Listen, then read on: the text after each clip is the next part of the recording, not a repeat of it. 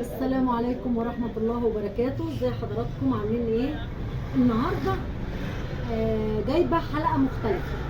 عاوزين النهاردة عاوزة اتكلم مع البنات والشباب برضه. النهاردة عايزين حلقتنا تكون اسمها لمسة جمال. لمسة جمال. عايزة الفت نظركم لحاجة يا بنات.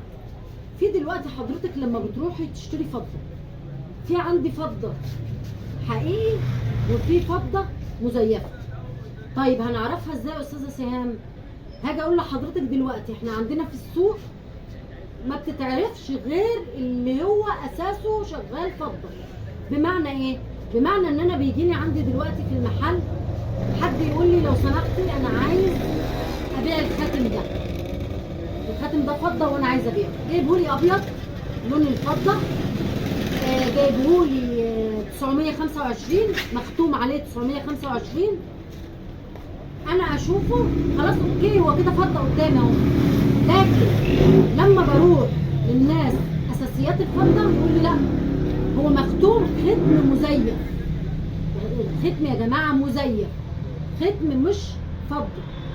دلوقتي ده خاتم اهو حريمي ابيض ومختوم 925، لكن هو مش فضة خالص ولا ينسب للفضة بحاجة، ده مغشوش. لكن لما حضرتك تجيبي لي لو سمحتوا يا بنات خاتم فضة بناتي كده من عندكم، اي خاتم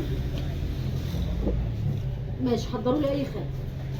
المهم لما اجيب بقى ده بالنسبة للحريم.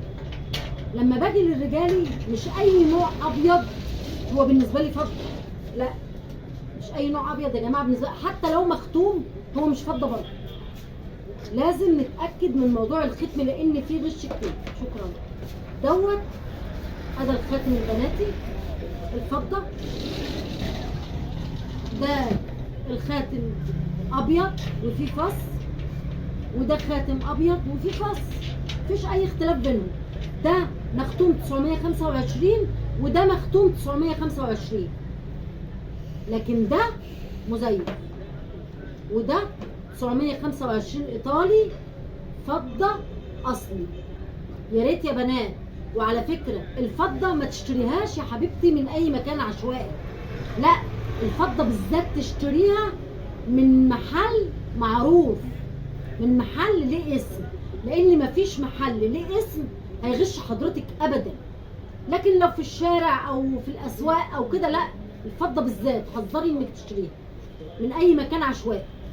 برضو في الرجال انا عندي ده خاتم اهو، خاتم ابيض بفص اسود اهو، وده خاتم ابيض بفص نبيتي، وده مختوم وده مختوم. على فكره يا جماعه الحلقه دي مهمه جدا لان بتجيلي ناس صدقوني بتظلم في الموضوع ده. ادي خاتمين اهم والاثنين مختومين، لكن ده الفالسو وده الفضه الاصلي. الفضه بالذات يا جماعه عشان ما تخدعوش فيها، ما تقوليليش حضرتك تيجي عندي تقولي لي اه مختوم 925، لا بس ما هوش اصلي، ما هوش اصلي وما هوش فضه. عندي حاجه زي دي،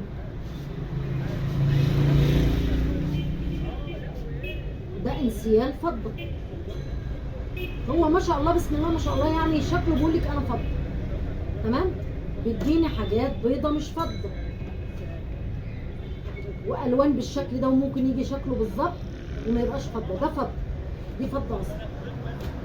في حاجه زي سلسله زي دي، دي سلسله بيضه لونها ابيض ومختومه 925، ودي سلسله بيضه ومختومه 925. حد يفرق لي بينهم؟ مش هتعرفي تفرقي بينهم. دي الفالسو ودي الفضه الايطالي الاصلي. فارجوكم ما تتخدعوش في الفضه، والفضه تعرفوها من اصول الناس بتوع الفضه. حضرتك تخشي تشتري فضه اشتريها من محل معروف ليه اسم، ما تجيش عشوائي في باترينا في شارع وتشتري فضه وترجعي تزعلي. لا انا جايه لي واحده شاريه خاتم ب 2000 ونص، 2000 ونص، هو تقيل ولا ما ينتسبش للفضه باي شيء خالص. يعني دي يكون في عونها بجد. وده اللي خلاني اعمل الحلقه النهارده في حلقه لمسه جمال. يا جماعه حذروا من الفضه وما تشتريهاش من اي مكان، لا تشتريها من بتاع الذهب، لا تشتريها من محل معروف وليه اسم. ويا رب اكون فدت حضراتكم، وكل تحياتي لبناتي الحلوين، وكل سنه وانتم طيبين، والسلام عليكم ورحمه الله وبركاته.